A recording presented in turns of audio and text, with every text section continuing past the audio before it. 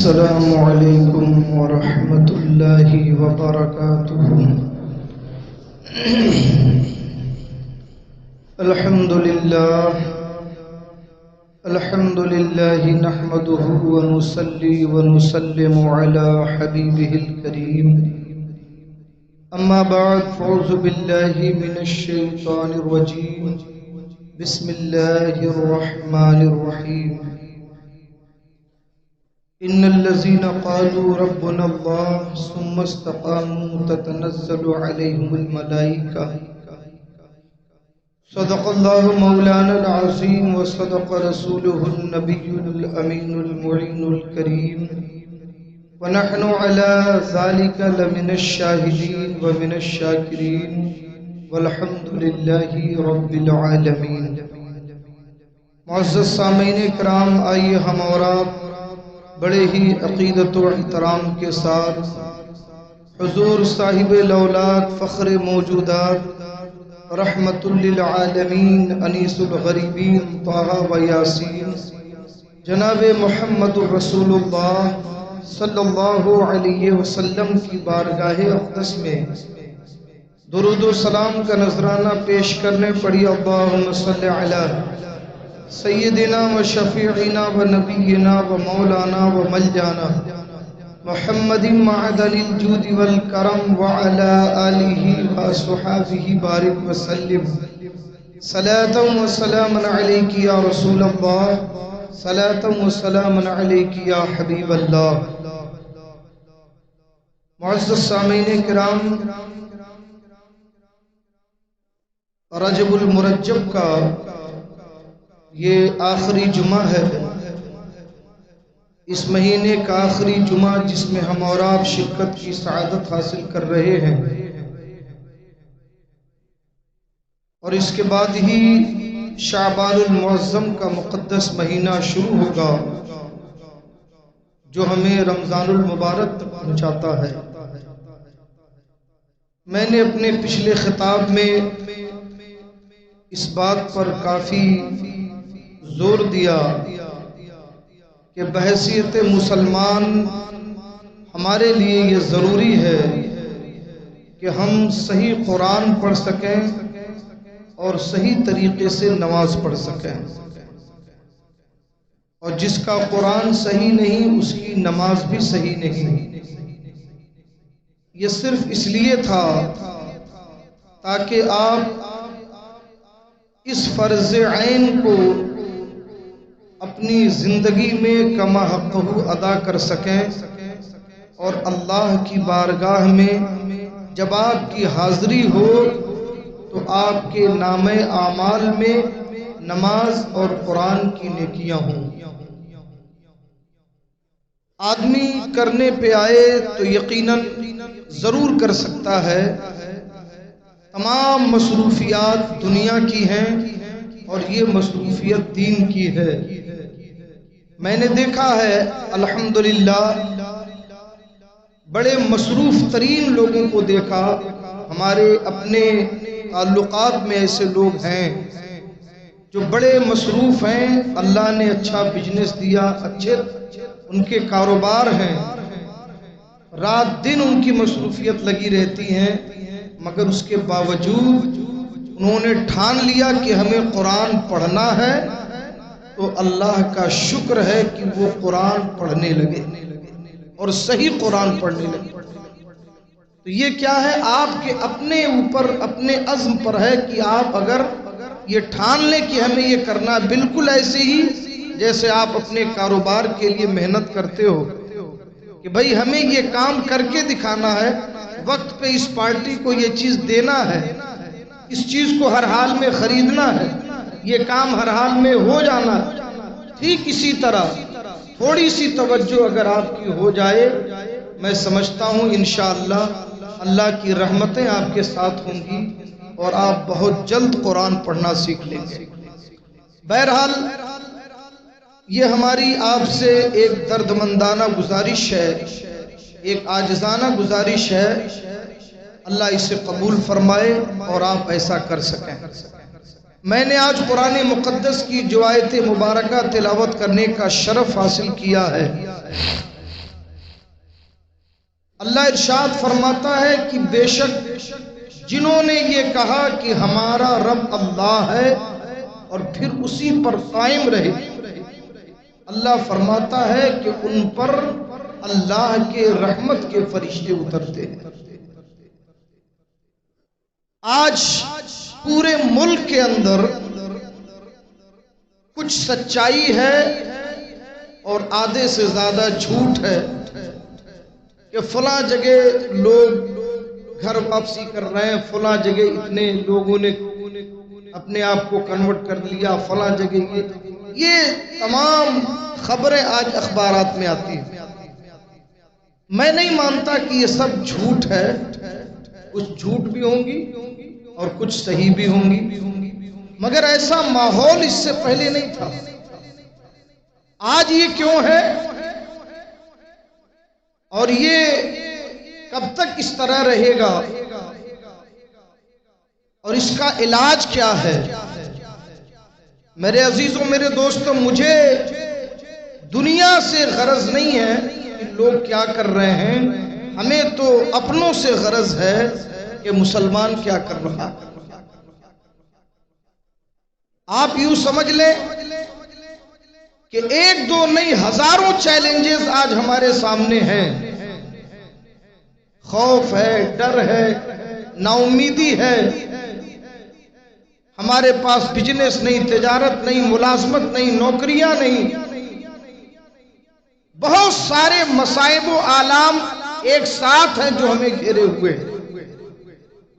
مگر ان میں سے ہم کن کن چیزوں کا مقابلہ کریں اور کیسے اپنے آپ کو ایک مضبوط انسان اور ایک مکمل مضبوط پیکرے خاکی پیکر بن کر کے ان تمام حالات کا مقابلہ کرنے کے لیے اپنے آپ کو مضبوط کر سکیں، تو اس سلسلے میں جتنے بھی طریقے آپ کے ذہن میں آ سکتے ہیں، ان سب سے بہتر طریقہ وہ ہے جو ہمیں اللہ نے عطا فرمایا۔ اب آئیے اللہ کی بات کی طرف۔ اللہ ہمیں کون سا نسخہ دے رہا ہے تمام پریشانیوں سے، تمام الجھنوں سے اور تمام مصیبتوں سے مقابلہ کر کے پھر بھی ہم کامیاب ہو سکتے ہیں، اور ایک ہی نسخہ اللہ نے دیا۔ اللہ ارشاد فرماتا ہے وَلَا تَهِنُوا وَلَا تَحْزَنُوا وَأَنْتُمُ الْأَعْلَوْنَ إِن كُنتُم مُؤْمِنِينَ۔ فرماتا غم نہ کھاؤ، سستی مت دکھاؤ، حالات تو آئیں گے، مصیبتیں آئیں گی، پریشانیاں آئیں گی، مگر غم کھا کے بیٹھ مت جانا، سست ہو کر کے زندگی کی امید چھوڑ مت دینا۔ اللہ فرماتا غم نہ کھاؤ، سستی نہ کرو، انتم الاعلون ان کنتم مومنین، تم ہی کامیاب ہو اگر تم سچے مومن ہو۔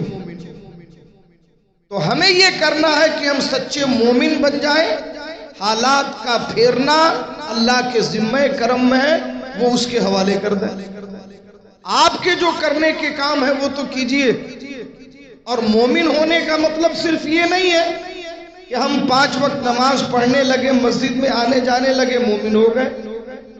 مومن کا کام یہ ہے کہ وہ ایمان لانے کے بعد اللہ کے نبی کی شریعت کو فالو کرے، صحیح معنوں میں رسول پاک صلی اللہ علیہ وسلم کا وفادار بنے، ان کا سچا عاشق بنے۔ اور قریب کر کے سمجھا دوں تو یوں سمجھیے کہ مومن ہونے کا مطلب یہ ہے کہ ہم ہر معاملے میں سمجھوتا کر سکتے ہیں۔ اگر کوئی قوم بھوکی ہے، الحمدللہ ہم خود بھوکے رہ کے اسے کھلا سکتے ہیں، یہ مومن کی شان ہے۔ اگر کوئی پیاسا ہے، ہم پیاسے رہ کے اسے پانی پلا سکتے ہیں، یہ ہمارے نبی کی تعلیم ہے۔ اگر کوئی مصیبتوں میں گھرا ہے، ہم خود اپنی پریشانیوں کے باوجود اسے مصیبتوں سے نکال سکتے ہیں، یہ ہمارے نبی کی تعلیم ہے۔ اگر کوئی ہم سے مدد طلب کرتا ہے، ہم اپنی الجھنوں کے باوجود اس کی مدد کر سکتے ہیں، یہ ہمارے نبی کی سنت ہے۔ مگر دین اور شریعت کے معاملے میں ہم کبھی کسی سے سمجھوتا نہیں کر سکتے، کیونکہ یہی سچے مومن کی پہچان ہے۔ بات سمجھ میں آئی؟ تو ہمیں ایسا مومن بننے کی ضرورت ہے کہ دین اور ایمان کے بارے میں ہم کوئی سمجھوتا نہیں کر سکتے۔ اور آپ اس اصول کو سمجھیں کہ ہمارا وجود دو چیزوں سے بنا ہے۔ ایک ہے ہماری باڈی جو ہمیں نظر آتی ہے، اور ایک ہے ہماری روح جو ہمیں نظر نہیں آتی، بلکہ کسی کو نظر نہیں آتی۔ اگر روح نہ رہے تو یہ باڈی بالکل بیکار ہے۔ جب باڈی کے ساتھ روح ملتی ہے تب جا کے ایک جیتا جاگتا انسان ہمیں نظر آتا۔ تو دو چیزوں سے ہمارا وجود بنا، ایک جسم ہے اور ایک روح ہے۔ میڈیکل سائنس یہ مانتی ہے کہ ہم اس وقت تک بیمار نہیں ہوتے جب تک کہ ہمارا امیونٹی پاور مضبوط ہوتا ہے۔ ہمارے بدن کے اندر جو اندرونی طاقت ہے ہماری، جب تک وہ قائم ہے اس وقت تک بیماریوں کا اثر نہیں ہوتا۔ میڈیکل سائنس کہتی ہے کہ سینکڑوں نہیں ہزاروں جراثیم ہیں، بیکٹیریاز ہیں جو ہمارے اوپر حملے کرتے ہیں۔ ہمارا بدن 24 گھنٹے ان سے لڑتا ہے۔ تو سائنس کا کہنا یہ ہے کہ ہم ہمیشہ مقابلہ کرتے رہتے خطرناک بیماریوں سے، خطرناک جراثیم سے، خطرناک بیکٹیریاز سے ہمارا بدن لڑتا رہتا ہے۔ ہم کیوں کامیاب ہوتے ہیں؟ کیونکہ امیونٹی پاور ہماری مضبوط ہے، تو ان بیماریوں کا حملہ ہمارے بدن پہ نہیں ہوتا، ان جراثیم کا اثر ہمارے اوپر نہیں ہوتا۔ اور جب ہماری امیونٹی پاور کمزور ہوتی ہے تو پھر ہر طریقے کی بیماریاں ہمیں لگنے لگتی ہیں۔ اور جس حصے میں ہماری طاقت کمزور ہوتی ہے اس حصے پر بیماریوں کا اثر پڑنے لگتا ہے۔ کبھی ہماری آنکھ کمزور ہوتی ہے، کبھی ہماری قوت سماعت کمزور ہوتی ہے، کبھی ہماری کڈنی خراب ہونے لگتی ہے، کبھی پھیپھڑا خراب ہونے لگتا ہے، کبھی لیور خراب ہونے لگتا ہے۔ اس طرح سے تمام اعضاء پر بیماریوں کا اثر تبھی ہوتا ہے جب ہماری امیونٹی پاور کمزور ہونے لگتی ہے۔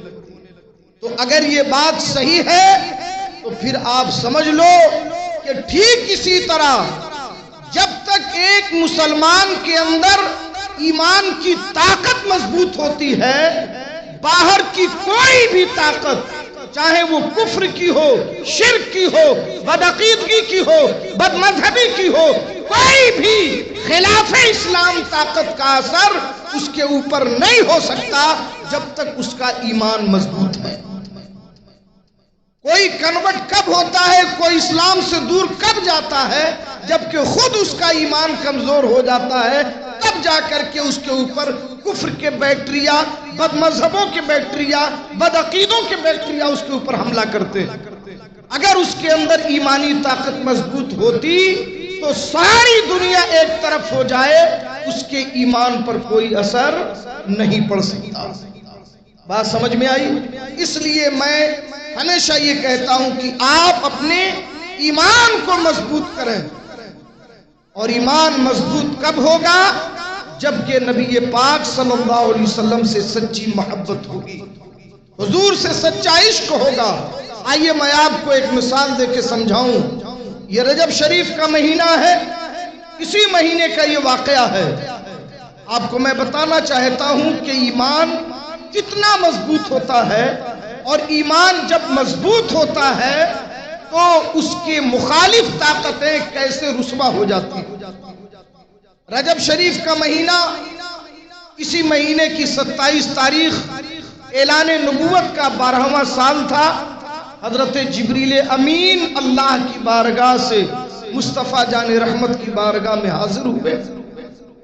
عرض کیا یا رسول اللہ، چلیے اللہ رب العزت نے آپ کو اپنی بارگاہ میں بلایا، رب کا دعوت نامہ پیش کیا۔ اعلیٰ حضرت سرکار نے بڑے پیارے انداز میں اس کا نقشہ کھینچا ہے۔ یہی سما تھا کہ پے کے رحمت خبر یہ لایا کہ چلیے حضرت، یہی سما تھا کہ پے کے رحمت خبر یہ لایا کہ چلیے حضرت، کشادہ ہے آپ پر وہ راستے، کشادہ ہے تم پہ کلیم پر جو بند، کلیم پر جو کشادہ وہاں ہے وہ آپ پر جو کلیم پر بند راستے تھے، یعنی جو راستے حضرت موسیٰ کلیم اللہ پر بند تھے اللہ نے وہ راستے آپ پر کشادہ کر دیے۔ انہوں نے جب دیدار الہی کی دعا کی تھی تو اللہ نے فرمایا تھا لن ترانی، یہاں رہ کے اور اس وقت تم مجھے نہیں دیکھ سکتے، لیکن اللہ رب العزت نے اپنے محبوب پر یہ کرم فرمایا کہ خود جبریل امین کو بھیجا، اور حضرت جبریل امین پیارے نبی جناب محمد الرسول اللہ صلی اللہ علیہ وسلم کو اللہ کی بارگاہ کی طرف لے کے گئے۔ اللہ کے نبی صلی اللہ علیہ وسلم گئے اور واپس زمین پر تشریف لائے، اور یہ سارا واقعہ رات کے ایک مختصر سے حصے میں رہا۔ کسی نے بڑے اچھے انداز میں اسے سمیٹا ہے کہ زنجیر بھی ہلتی رہی، بستر بھی رہا گرم، اتنے میں سوئے عرش گئے آئے محمد۔ یہ معجزہ ہے ہمارے نبی کا، اللہ کے نبی صلی اللہ علیہ وسلم کو یہ معجزہ اللہ نے عطا فرمایا۔ اب جب میرے آقا واپس تشریف لائے اور آپ نے یہ فرمایا کہ میں رات کے مختصر حصے میں مسجد حرام سے مکہ شریف سے بیت المقدس گیا، ابھی یہیں تک حضور کہنے پائے تھے کہ سب کفار و مشرکین چیخنے لگے۔ کیوں؟ اس لیے کہ یہ 1400 سال پہلے کی بات ہے، جبکہ دنیا کی سب سے تیز رفتار سواری کا نام گھوڑا تھا۔ گھوڑا سے زیادہ کوئی تیز رفتار سواری اس زمانے میں نہیں تھی، نہ کوئی موٹر تھا، نہ کوئی انجن تھا، نہ کوئی سائیکل تھی، نہ کوئی موٹر سائیکل تھی، نہ گیس کا انجن، نہ پیٹرول کا انجن، کوئی انجن نہیں تھا۔ اس زمانے میں سب سے تیز رفتار گھوڑا دوڑتا تھا۔ تو جس زمانے میں لوگ جیتے ہیں اس زمانے کے ہی حالات کو سمجھ سکتے ہیں۔ آج سے 50 سال پہلے اگر آپ سے کہا جاتا کہ سائنسداں ایک ایسی چیز لا رہا ہے بغیر تار کے جہاں کہیں رہو دنیا میں کہیں بھی بات کر لو گے، تو آپ کہتے یار کیسی بیوقوفی کی باتیں کر رہا ہے۔ آج آپ 50 لاکھ کا موبائل لے کے بیٹھے رہے، کوئی آپ کی طرف دیکھے گا بھی نہیں بھئی یہ کیا لے کے بیٹھا۔ تو یہ اس زمانے کی بات ہے، 50 سال پہلے ہم سوچ نہیں سکتے تھے، اور آج 50 سال کے بعد 50 سال کے بعد ایک دنیا بدل چکی ہے۔ تو یہ 1400 سال پہلے کی بات ہے۔ انہوں نے یہ نہ دیکھا کہ یہ نبی کا معجزہ ہے، انہوں نے اپنے حساب سے دیکھا کہ بھئی ہم اگر مکہ شریف سے مسجد اقصی جائیں تو 1 مہینے کا راستہ ہے، اور محمد کہتے ہیں کہ رات کے تھوڑے سے حصے میں مسجد حرام سے مسجد اقصی پہنچ گیا۔ حضور نے فرمایا مسجد اقصی نہیں، وہاں سے آسمانوں پہ گیا، سدرۃ المنتہا گیا، عرش اعظم گیا، لامکہ گیا، رب سے ملاقات کی، باتیں کی، نماز کا تحفہ لے کے واپس آیا۔ مگر وہاں تو پورا ہنگامہ کھڑا کر دیا ان لوگوں نے کہ اس سے بڑا تو کوئی جھوٹ ہو ہی نہیں سکتا، معاذ اللہ، یہ کیسے کوئی مان سکتا ہے۔ تو ابو جہل کچھ لوگوں کو لے کر حضرت صدیق اکبر کے پاس گیا، حضرت ابو بکر صدیق کے پاس گیا اور کہا ابو بکر تم نے اپنے باپ دادا کے دین کو چھوڑ کر کے محمد کے دین کو قبول کر لیا، وہ تمہارا پرسنل میٹر تھا، مگر ہم جانتے ہیں کہ تم ایک سمجھدار، بڑے سنجیدہ، بڑے باوقار اور بہت ہی اعلیٰ ذہن و فکر کے مالک ہو، تم ہمیشہ سچائی کا ساتھ دیتے ہو، مگر آج میں ایک ایسی خبر تمہارے پاس لے کے آیا ہوں کہ کوئی بھی مان لے مگر ابو بکر جیسا انسان اسے کبھی نہیں مان سکتا۔ حضرت ابو بکر صدیق نے فرمایا کون سی خبر لائے ہو؟ کہا خبر ہی ایسی ہے کہ تم سنتے ہی انکار کر دو گے اور اور تم کیا دنیا کا کوئی بھی انسان جو عقل و خرد رکھتا ہے وہ اسے کبھی تسلیم نہیں کرے گا۔ آپ نے فرمایا ارے بھائی کون سی خبر ہے؟ کہا کہ خبر یہ ہے کہ جن کو تم اپنا نبی مانتے ہو، جن پر ایمان لائے ہو، انہوں نے آج یہ بات کہی ہے کہ وہ رات کے مختصر حصے میں مسجد حرام سے بیت المقدس گئے، وہاں سے آسمانوں پہ گئے، جنت دوزخ تک گئے اور عرش اعظم پہ گئے، رب سے ملے، پھر واپس آ گئے۔ بھلا بتاؤ ایک رات میں، رات کے مختصر حصے میں یہ کیسے ممکن ہے؟ کیسے کوئی کر سکتا ہے؟ تو حضرت ابوبکر صدیق رضی اللہ تعالیٰ عنہ وہ بھی تو اسی زمانے میں زندگی گزار رہے تھے، مگر دونوں کی فکر میں فرق دیکھو۔ ابوبکر صدیق رضی اللہ تعالیٰ عنہ نے اس سے یہ نہیں کہا کہ تو جھوٹا ہے، تو مکار ہے، میں تیری بات پہ بھروسہ نہیں کر سکتا۔ آپ نے یہ بھی نہیں کہا اچھا ٹھیک ہے مجھے حضور کے پاس جانے دو، میں خود حضور سے پوچھوں گا یا رسول اللہ معاملہ کیا ہے نا۔ آپ نے یہ بھی نہیں کہا کہ تھوڑا وقت دو، مجھے یہ بات سمجھنی ہے، اس کے بعد میں تمہیں جواب دوں گا۔ ایمان دیکھو، ایمان، ایمان کس کو کہتے ہیں؟ آپ نے اس سے صرف ایک سوال کیا، اے عمرو ابن ہشام، ابو جہل کا اصلی نام عمرو ابن ہشام ہے، اے عمرو ابن ہشام صرف یہ بتا کہ جو تو کہہ رہا ہے کیا واقعی میرے نبی نے کہا ہے؟ جو تو کہہ رہا ہے کیا واقعی مصطفیٰ جان رحمت نے یہ فرمایا ہے، یہ میرے نبی نے کہا ہے؟ وہ اچھل کے بولا ہاں ہاں انہوں نے ہی کہا ہے، میں انہی کی بات کہہ رہا ہوں، یہ سارے لوگ گواہ ہیں، محمد نے یہ بات کہی ہے۔ جب یہ آپ نے سنا تو آپ نے فرمایا اگر میرے نبی نے یہ کہا ہے تو بالکل سچ کہا، مصطفیٰ نے فرمایا ہے تو بالکل سچ فرمایا۔ اس کو کہتے ہیں ایمان۔ بات سمجھ میں آئی؟ یہ مومن ہوتا ہے۔ کفر کی ساری طاقتیں ابوبکر صدیق کے سامنے ذلیل و خوار ہو کر کے منہ واپس لے کر کے چلی گئی۔ آپ نے فرمایا مصطفیٰ نے فرمایا ہے تو بالکل حق فرمایا ہے۔ تو اس نے کہا ابوبکر یہ تمہیں ہو کیا گیا؟ میں تو تمہیں مکے کا سب سے عقل مند انسان سمجھتا تھا، تم یہ کیسے مان سکتے ہو کہ ایک انسان رات کے مختصر حصے میں یہاں سے بیت المقدس چلا جائے؟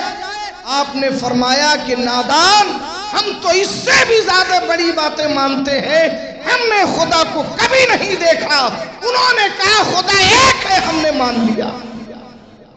ہم نے جنت و جہنم کبھی نہیں دیکھا، انہوں نے کہا ہے تو ہم نے مان لیا۔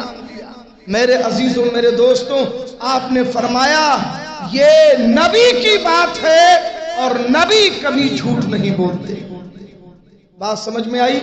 میرے عزیزوں، میرے دوستوں، اب آپ سوچئے جب ایمان اتنا طاقتور ہوگا، اتنا مضبوط ہوگا، تو اب اس کے سامنے کوئی ہوا میں اڑتا ہو، پانی میں چلتا ہو، منہ سے آگ نکالتا ہو، کرشمے دکھاتا ہو، شعبدے بازیاں کرتا ہو، جادو دکھاتا ہو، کچھ بھی کرتا ہو، اعلیٰ حضرت سرکار فرماتے ہیں کہ کوئی شخص پانی پہ چلے، ہوا میں اڑے، اگر مصطفیٰ کا غلام نہیں ہے تو جادوگر ہو سکتا ہے، کوئی کمال نہیں ہو سکتا۔ تو ہمارا ایمان تو اس پر ہے۔ میرے عزیزوں، میرے دوستوں، تو حضرت سیدنا صدیق اکبر رضی اللہ تعالیٰ عنہ نے ہمیں بتایا کہ مومن کا ایمان کیسا ہونا چاہیے۔ میرے عزیزوں، میرے دوستوں، اس لیے اس پر ہمیں خاص توجہ کی ضرورت ہے۔ یہیں پہ لگے ہوئے ایک بات اور عرض کر دوں، اللہ کے نبی سید عالم صلی اللہ علیہ وسلم کے صحابہ کا ایمان کیسا تھا؟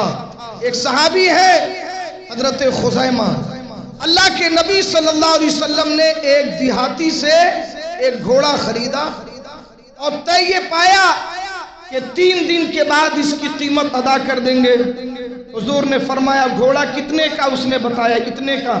حضور نے کہا ٹھیک ہے، بیچنے والا راضی، خریدنے والا راضی، قیمت طے ہو گئی۔ 3 دن کے بعد ڈیلیوری تھی، تم گھوڑا لاؤگے میں پیسہ لاؤں گا، بات طے ہو گئی۔ اللہ کے نبی 3 دن کے بعد پیسے لے کے آئے، وہ گھوڑا لے کے آیا، مگر ان 3 دنوں میں کسی نے زیادہ کا آفر کر دیا، زیادہ پیسے کی بات کر دی، تو اس کو کسی طرح یہ ڈیل خراب کرنی تھی۔ وہ آیا تو حضور کے پاس، حضور نے پیسے دیے، گھوڑا تو اس نے کہا کیسا گھوڑا؟ کہا کہ جو ہماری بات ہوئی۔ کہا ہماری تو کوئی بات ہی نہیں ہوئی۔ حضور نے فرمایا ارے 3 دن پہلے ہمارے تمہارے درمیان یہ ڈیل ہوئی تھی، اتنے پیسے طے ہوئے، میں پیسے لے کے آیا ہوں، پیسے لو گھوڑے دو۔ اس نے کہا کہ میری آپ کی گھوڑے بیچنے کے بارے میں کوئی بات ہی نہیں ہوئی تھی۔ اس نے کہا کہ اگر آپ کے پاس کوئی گواہ ہو تو آپ پیش کیجئے، کیونکہ اسے معلوم تھا کہ جب ڈیل ہوئی تھی تو وہاں کوئی دوسرا موجود نہیں تھا۔ حضرت خزیمہ صحابی رسول ہے، وہ راستے سے جا رہے تھے، انہوں نے دیکھا کہ ایک شخص حضور سے الجھ رہا، حضور علیہ السلام سے الجھ رہا ہے کسی باتوں پر۔ وہ راستہ چھوڑ کے ادھر آئے کنارے، یا رسول اللہ معاملہ کیا ہے؟ حضور نے فرمایا کہ ایسی ایسی بات تھی اور اس وقت ڈیل ہو گئی تھی، آج یہ کہتا ہے کہ کوئی گواہ لاؤ۔ تو حضرت خزیمہ نے اس سے پوچھا کہ اگر کوئی گواہی دے دے تو کیا تو گھوڑا حضور کو دے دے گا؟ اگر یہ گواہ کوئی پیش کر دے تو بھئی میں گھوڑا دے دوں گا۔ اس کو معلوم تھا گواہ تو کوئی ہے نہیں۔ حضرت خزیمہ نے 3 مرتبہ اس سے قرار لیا کہ اگر کوئی گواہی دے دے تو کیا تو اپنا گھوڑا حضور علیہ السلام کو دے گا؟ اس نے کہا ہم ضرور دیں گے۔ تو آپ نے فرمایا میں گواہی دیتا ہوں کہ حضور نے ڈیل کی تھی۔ حضرت خزیمہ نے کہا کہ میں اس بات کی گواہی دیتا ہوں کہ حضور علیہ السلام نے تجھ سے گھوڑا خریدا تھا۔ تو اس نے کہا تم کہاں تھے؟ کہا یہ تو بعد کی بات ہے، پہلی بات یہ ہے کہ گواہی مل جائے گی تو گھوڑا دے دو گے، اب گھوڑا دو وہ بعد کی بات ہے۔ گھوڑا دے دیا، مجبور ہو کے پیسے لے لیا، وہ تو چلا گیا۔ حضور نے حضرت خزیمہ کا ہاتھ پکڑ لیا، کہا خزیمہ یہ کیا کیا تم نے؟ ارے تم تو وہاں تھے ہی نہیں تو گواہی کیسی؟ کہا یا رسول اللہ ہم تو وہاں بھی نہیں تھے جب آپ نے کہا تھا اللہ ایک ہے۔ یا رسول اللہ ہم تو وہاں بھی نہیں تھے جب آپ نے کہا تھا میں عرش پہ گیا۔ یا رسول اللہ ہم تو وہاں بھی نہیں تھے جب آپ نے کہا تھا قیامت ضرور آئے گی، فرشتے برحق ہے، جنت و نار برحق ہے۔ یا رسول اللہ قرآن آپ نے دیا، اسلام آپ نے دیا، عقیدہ آپ نے دیا، اے مصطفیٰ جب وہاں آپ جھوٹے نہیں ہیں تو گھوڑا خریدنے میں جھوٹ کیسے بولے؟ یہ صحابہ کا ایمان تھا۔